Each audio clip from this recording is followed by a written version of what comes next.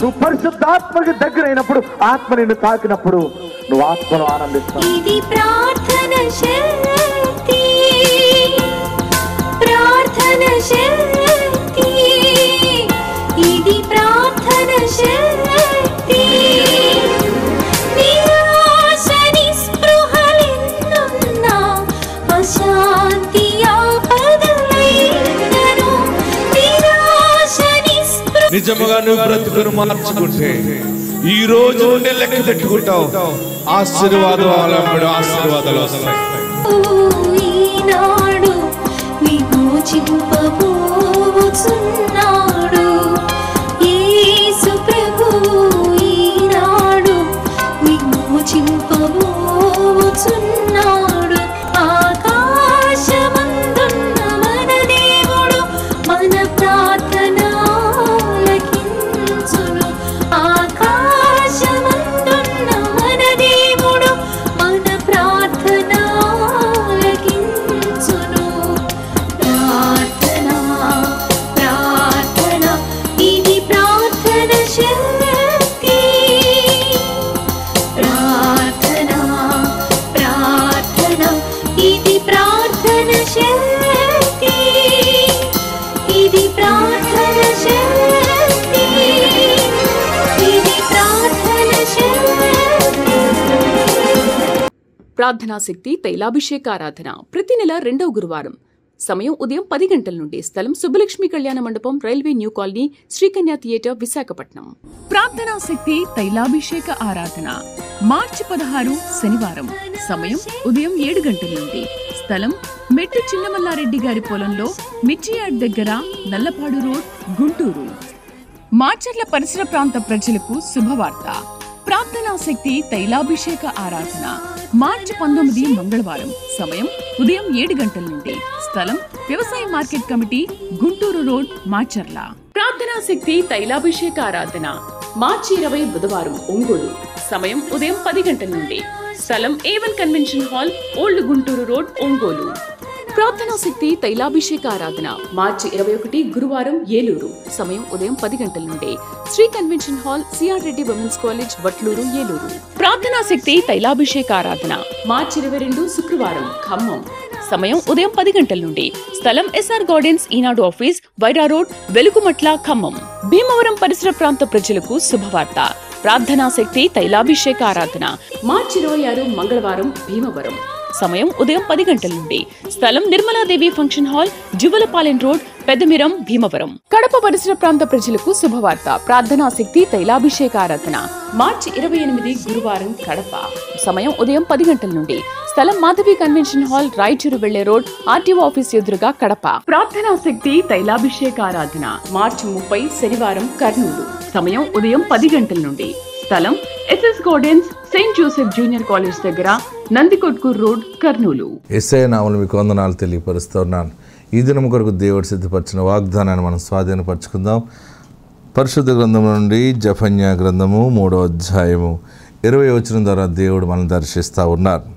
జెఫన్యా గ్రంథము 3వ అధ్యాయము 20వ వచనంలో 3వ లైన్ అండర్లైన్ చేసుకోండి. మిమ్మును నడిపించును, నిజముగా భూమి మీదనున్న జనులందరి దృష్టికి నేను మీకు ఖ్యాతిని, మంచి పేరును తెప్పింతును. జెఫన్యా గ్రంథం 3వ అధ్యాయం 20వ వచనంలో 3వ లైన్, నిజముగా భూమి మీదనున్న జనులందరి దృష్టికి నేను మీకు ఖ్యాతిని, మంచి పేరును తెప్పింతును. ఇదే యెహోవాకు.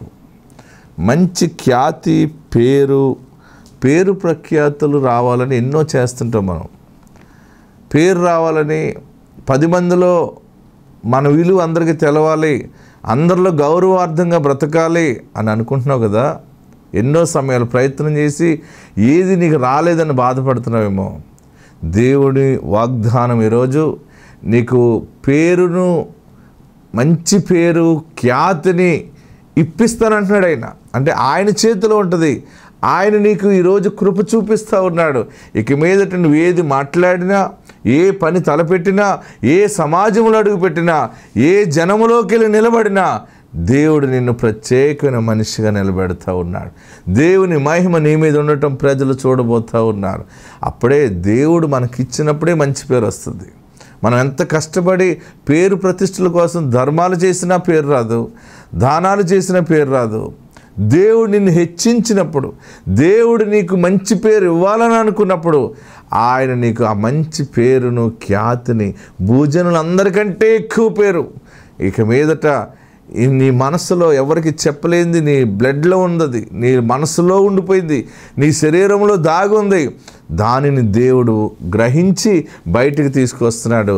అనేక మంది ముందు ఎక్కడ దుఃఖము ఆవేదనతో ఉంటున్నావో వారందరి ముందు ఎవరెవరు నిన్ను బాధ పెట్టారో, ఎవరెవరు నిన్ను కృంగిపోయేలా మాట్లాడారో వారందరి ముందు దేవునికి మంచి పేరు, ఖ్యాతిని, నీ వ్యవస్థను, నీ పనిని, నీ సేవని, నీ కుటుంబాన్ని, నీ సాక్ష్యాన్ని దేవుడు ఆశీర్వాదకరంగా నిలబెడతా ఉన్నారు.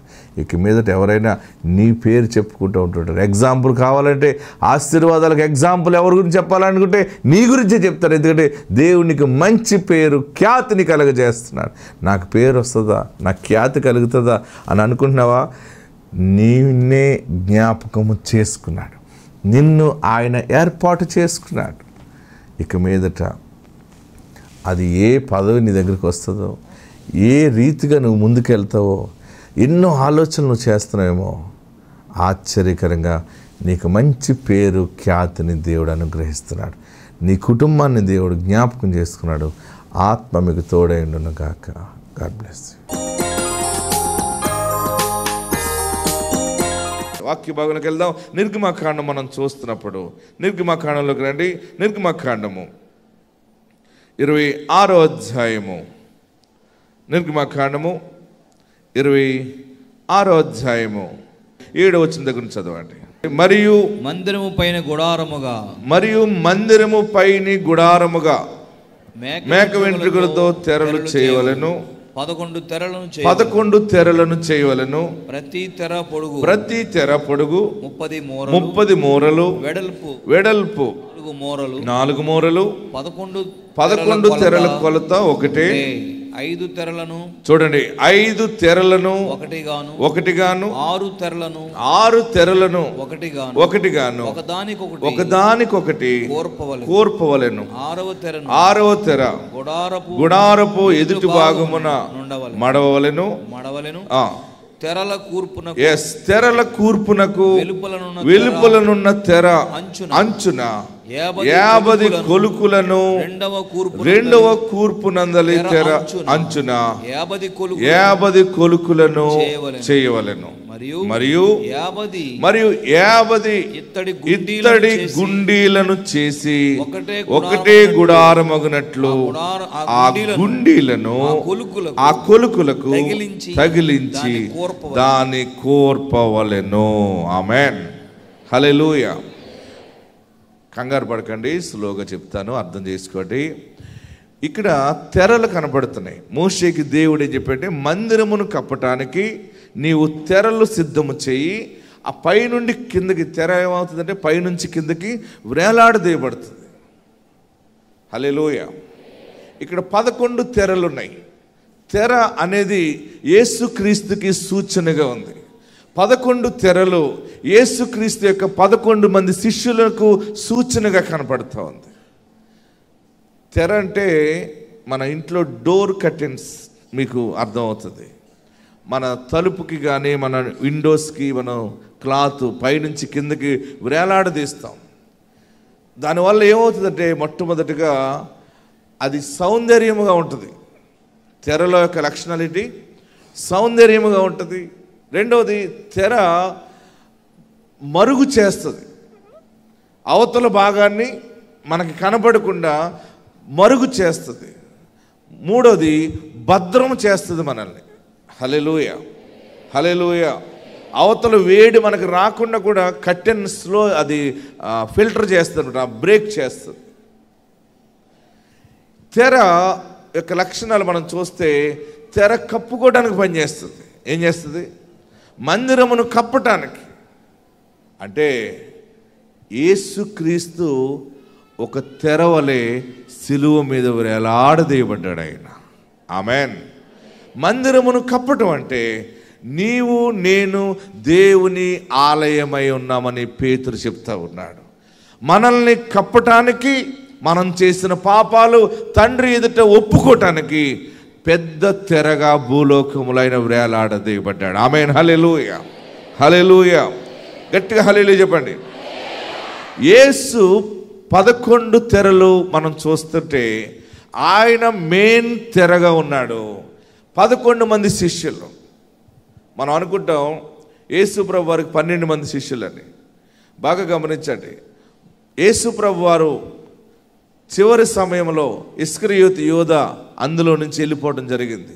అప్పుడు 11 మంది ఉన్నారు. ఆ 12వ మనిషిగా ఆయన వెళ్ళిపోయిన తర్వాత మరలా వారందరూ శిష్యులు గ్యాదర్ అయి ప్రార్థన చేస్తూ మరొక మనుషుడిని 12వ వ్యక్తిగా అపోస్తులుగా నియమించుకున్నారు. ప్రియులరా, మీకు చాలా నెమ్మదిగా చెప్తున్నాను, ఈ విషయాలు మీరు తెలుసుకోవాలని పరిశుద్ధాత్ముడు నాకు బయలుపరిచి మీకు బోధించమంటే నేను బోధిస్తూ ఉన్నాను. ఆమేన్. తెరలో ఉన్న సౌందర్యము, తెరలో ఉన్నటువంటి కాపుదల, తెర కప్పుకుంటుంది, ఒప్పుకుంటుంది అన్నట్టుగా యేసు మన పాపములను క్షమించమని తండ్రి వీరేమి చేయుచున్నారు, వీరెరుగురు గనుక వీరిని క్షమించడని ఆయన విజ్ఞాపన చేసుకున్నాడు. తెర సౌందర్యం ఏంటంటే ప్రియులరా, యేసుక్రీస్తు గొప్ప సౌందర్యవంతుడు. అయితే మన పాపములను ఆయన భరించి మనకి సౌందర్యం ఇవ్వటానికి ఆయన సౌందర్యాన్ని కోల్పోయాడు. మన జీవితము బజారు పాలైపోతున్నప్పుడు, మనకి ఏ దారి లేనప్పుడు, ఏ ఒక్క మరుగు మనకు లేనప్పుడు, ఏ కాపుదల లేనప్పుడు ఆయన నీ కుటుంబానికి రక్షకుడుగా, కాపుదలగా, తెరగా ఉన్నాడు. ఆమేన్. హల్లెలూయా, హల్లెలూయా. మంచిది ప్రియులరా. సెకండ్ సెక్షన్లో మనం వెళ్తే తెరల మధ్య కొలుకులు ఉన్నాయి. ఏమున్నాయి? కొలుకులు ఉన్నాయి. ఆ కొలుకులకి 50 గుండీలను పెట్టమన్నాడు అక్కడ. ఈరోజు మనం నేర్చుకునేది 50 గుండీల గురించి మనం నేర్చుకుందాం. ఆమేన్. దేని గురించి నేర్చుకోవాలి మనం? గుండి దేనికి ఉపయోగపడుతుంటే రెండు పార్ట్లను ఒకటిగా చేయటానికి ఉపయోగపడుతుంది. అంటే పాపము ద్వారా క్రీస్తుకి దూరమైపోయాం మనము, పరిశుద్ధ సన్నిధికి దూరం అయిపోయిన లోకాన్ని క్రీస్తు పరిశుద్ధాత్మ ద్వారా తండ్రికి జతపరచబడటానికి ఆయన ఒక గుండిగా ఉన్నాడు. ఆమేన్. హల్లెలూయా. ఈరోజు మనము 50 గుండీల గురించి మాట్లాడుకుందాం. 50 అనే సంఖ్య పెంతెకొస్తును సూచిస్తుంది. దేన్ని సూచిస్తుంది? పెంతెకొస్తు. పెంతెకొస్తు అంటే ఏంటంటే పస్కా పండుగ ప్రారంభించిన మొదటి దినము నుండి 50వ దినము వచ్చేటప్పటికి పస్కా అనేది వస్తుంది. ఏమొస్తుంది? పెంతెకొస్తు అనేది వస్తుంది. పెంతెకొస్తు అంటే విమోచన దినము. ఆమేన్. పెంతెకొస్తు అంటే ఏంటి? విమోచన దినము. ప్రియులరా, చూడండి, మనం చూస్తే ద్వితీయోపదేశకాండంలో ఉంటుంది. ఈ విమోచన దినం గురించి ఏమంటారంటే దీనిని వారముల పండుగ అంటారు. ఏ పండుగ అంటారు దీన్ని? వారముల పండుగ. అందుకనే ఆత్మీయంగా మనం చూస్తే క్రైస్తవ మత పెద్దలు, క్రైస్తవ విద్యావేత్తలు, బైబిల్ పండితులు ఈ పెంతెకొస్తుని ప్రజల్లోకి, వెలుగులోకి తీసుకొచ్చారు. ఈ పెంతెకొస్తు అనుభవంతో వచ్చిందే గొప్ప ఆరాధన, ఆదివారము ఆరాధన. ఆమేన్. హల్లెలూయా, హల్లెలూయా. ద్వితీయోపదేశకాండంలోకి వెళ్దాం. పరిశుద్ధ గ్రంథంలో మనం చూస్తున్నప్పుడు ద్వితీయోపదేశకాండం 16వ అధ్యాయాన్ని తెరవండి. ద్వితీయోపదేశకాండం 16వ అధ్యాయము 10వ వచనం మనం తెరిస్తే దీనిని వారముల పండుగ అంటారు. 50 గుండీలు ఈరోజు మనం కొన్ని నిమిషాలు నేర్చుకుందాం. 50 అనే సంఖ్య పెంతెకొస్తును సూచిస్తూ ఉంది. పెంతెకొస్తు అంటే విమోచన. ఆమేన్. పస్కా పండుగ ఆచరించే ఇశ్రాయేలీలు ఆ పండుగ మొదటి దినం నుండి 50 రోజులు పూర్తయిన వెంటనే పెంతెకొస్తు పండుగ ఆచరించేవారు. పెంతెకొస్తు పండుగ ఎందుకంటే దేవుడు, చూడండి ద్వితీయోపదేశకాండం 16వ అధ్యాయము 12వ వచనం, నీవు ఐగుప్తులో దాసుడవై ఉండిన సంగతిని జ్ఞాపకము చేసుకుని ఈ కట్టడలను ఆచరించి జరుపుకొనవలెను. ఆమేన్. ఐగుప్తులో ఉన్నటువంటి దాసులుగా ఉన్నటువంటి స్థితిని మీ పితరులకి దేవుడు చేసిన మేలు ఏంటంటే దాస్యత్వము నుండి, బానిసత్వము నుండి దేవుడు మిమ్మల్ని స్వతంత్రులుగా చేసిన ఆ దినము జ్ఞాపకం చేసుకుని మీరు పెంతెకొస్తు పండుగ ఆచరించాలని దేవుడు మోషే ద్వారా బయలుపరిచాడు. ఆమేన్. హల్లెలూయా. గట్టిగా హల్లెలూయా చెప్పండి. చూడండి, దీనిని 10వ వచనంలో ఏమంటాడంటే, నీ దేవుడనే యెహోవాకు వారముల పండుగ ఆచరించుటకై నీ చేతనైనంత స్వేచ్ఛార్పణమును సిద్ధపరచవలెను. నీ దేవుడైన యెహోవా నిన్ను ఆశీర్వదించిన కొలది దాన్ని ఇయ్యవలెను. అప్పుడు నీవును నీ కుమారుడును నీ కుమార్తెయు నీ దాసుడును నీ దాసియును నీ గ్రామములోనున్న లేవీయులను నీ మధ్యనున్న పరదేశులను తల్లిదండ్రులను తల్లిదండ్రులు లేని వారును విధవరాండ్రును నీ దేవుడైన యెహోవా తన నామమును స్థాపించుటకై ఏర్పరచుకొను స్థలమున నీ దేవుడైన యెహోవా సన్నిధిని సంతోషింపవలెను. ఆమేన్. గట్టిగా హల్లెలూయా చెప్పండి. ఇంకా గట్టిగా హల్లెలూయా చెప్పండి. 50 అనేది పెంతెకొస్తు కనబడుతూ ఉంది. అపోస్తలుల కార్యాల గ్రంథం 2వ అధ్యాయం మనం చదివితే పెంతెకొస్తు దేనికి సూచన అంటే పరిశుద్ధాత్మ నింపుదలకి సూచనగా కనపడుతూ ఉంది. ఆమేన్. వారు విమోచన దినాన్ని అందరూ కలిసి ఆరాధన చేస్తూ ఉంటుంటే దేవుని ఆత్మ వారి మీదకి దిగి వచ్చింది. హల్లెలూయా, హల్లెలూయా. దేవుని ఆత్మ ఎప్పుడైతే వారి మీదకి దిగి వచ్చిందో వారు వాక్ శక్తి కలిగి మాట్లాడటం మొదలుపెట్టారు. దేవుని ఆత్మ చేత నింపబడి క్రీస్తు మహిమలోనికి మార్చబడ్డారు. ఆమేన్. గట్టిగా హల్లెలూయా చెప్పండి.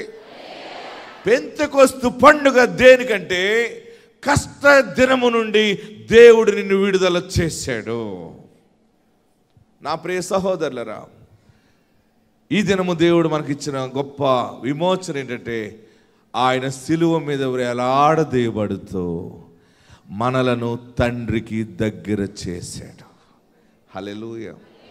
దేంతో దగ్గర చేశాడంటే పరిశుద్ధాత్మ శక్తి చేత తండ్రికి మనల్ని దగ్గర చేశాడు.